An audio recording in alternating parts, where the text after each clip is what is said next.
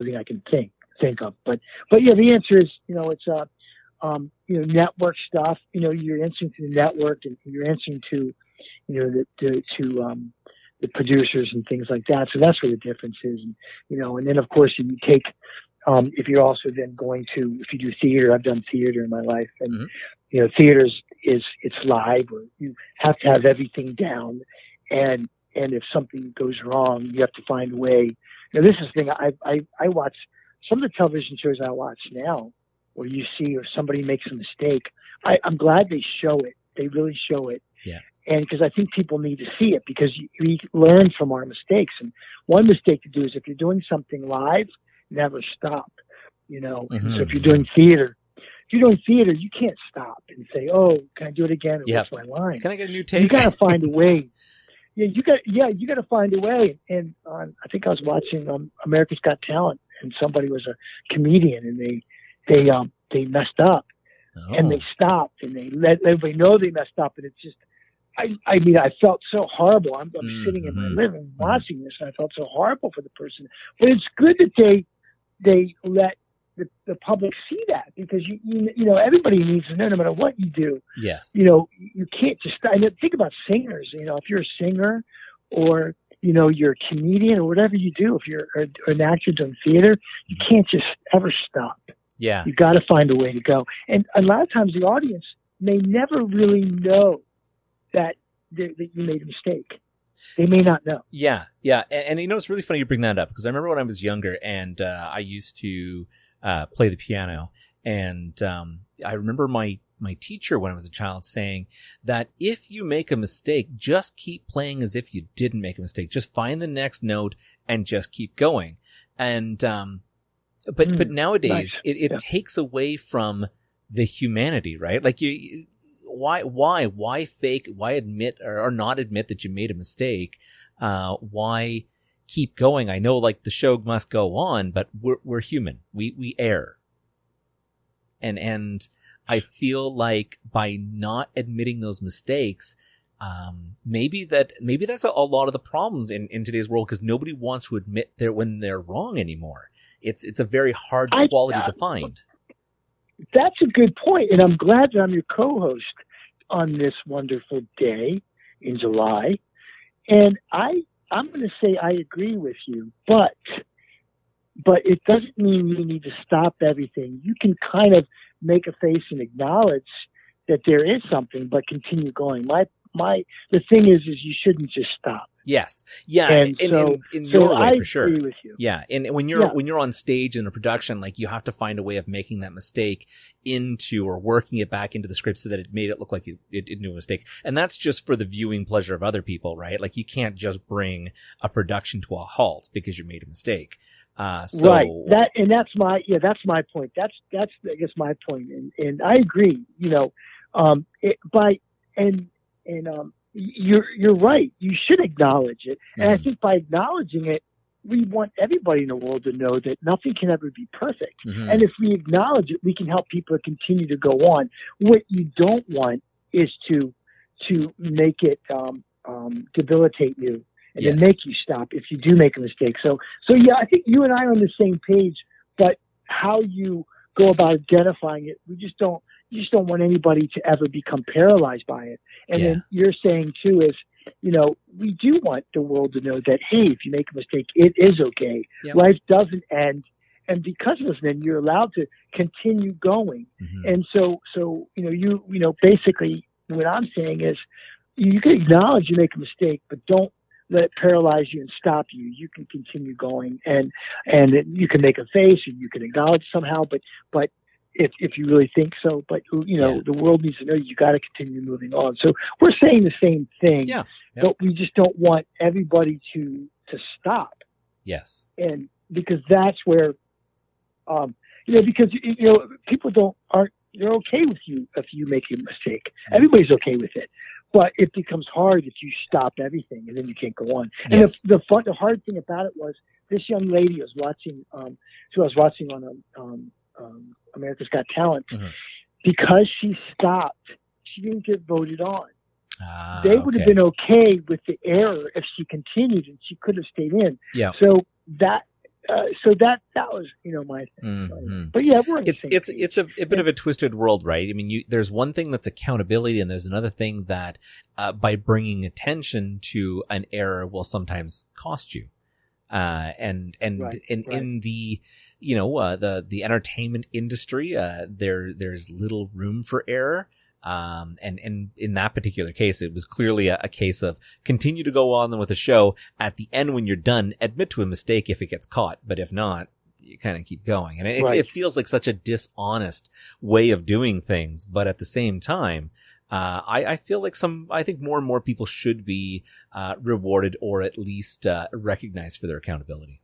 Yeah, absolutely. And then the other thing too is when you're doing a film or a show where it's not necessarily live, mistakes are made all the time, and so that's why they say cut. You do another take. Yeah, you do another take again, and that people say line, and if they can't remember the line, so when you're doing regular television or film, you have that freedom to do that. You obviously don't want to do it a million times because you'll drive people crazy and they probably will never cast you again. Yeah. Yeah, it's true. Now, I've noticed from your IMDb, of course, you play quite a wide variety of characters, but I do see a few reoccurring roles of like doctors and dads and I think there was another one that's like a police officer or something. And is it because those are like, of those roles, I should say, do you actually have a preference? Like, is there something that you've been casted with that you're like, yeah, I love doing this? Yes, I do. My preference is just to be cast. Yeah, that's always good too. My preference is just to be cast. I would say I do like kind of playing like the villain guy because I think you can truly play and you can be free. I like that. I like playing that guy that may be a bad guy and he's a villain, but yet he still has a heart. Yeah, and I like that stuff too. I find more and more where there's a human side. Yes. There's a human side to that bad guy. Yeah. And but playing a doctor,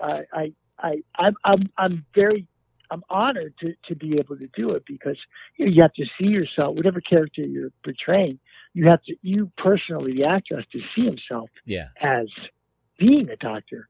And so you have to, lose yourself into that character. So I'm honored that the director thought of me as a doctor, and it was, so that's great. And in the Opiate Diaries that you pointed out, I do play the opiate doctor. Yes. And so it was nice to be able to play diverse things like that because that does help. No one ever wants to be, stuck as only playing one type of character. But I do play the villain. I think I play the villain good, but I do get a lot of father stuff, which is good too. Yep. So I am a father, so I definitely use my fatherly love for my children when I do play a role like that. Yeah. Nice when you can draw on real life experience. I can totally draw on my experiences, and like the edge. All of us parents, every parent out there listening knows parents have this little edge about us because there's just so much going on, Yeah.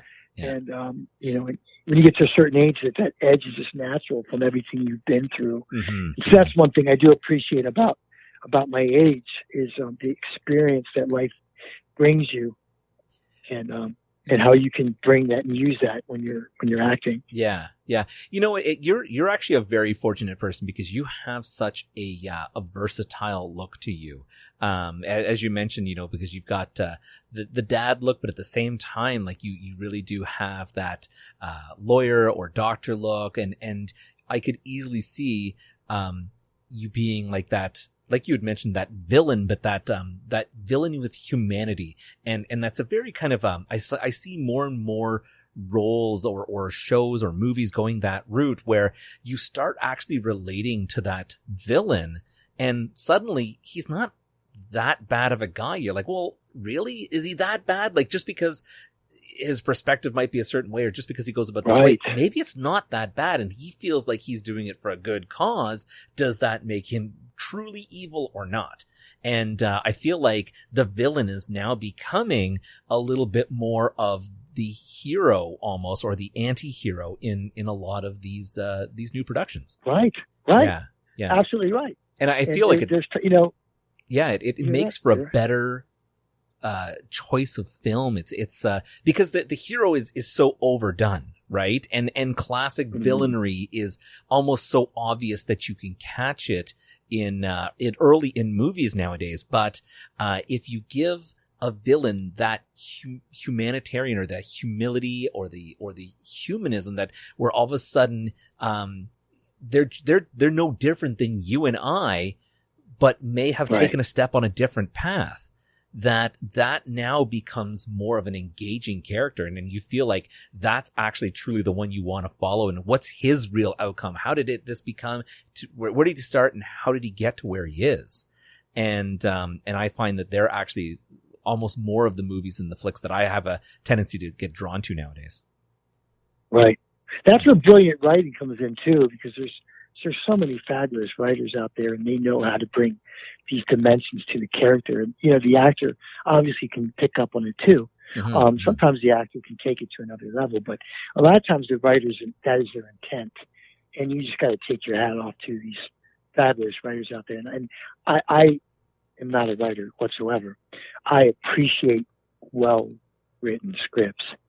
And it just makes our job, an actor's job, way easier when you have such a great, well-written script, and you appreciate that. So, but there are so many fabulous writers out there, and in this world, it's really nice how, I guess I'm kind of taking away a little bit, but there's so many places that these talented people can have their work shown, and that's your Netflix, your Hulu, Amazon.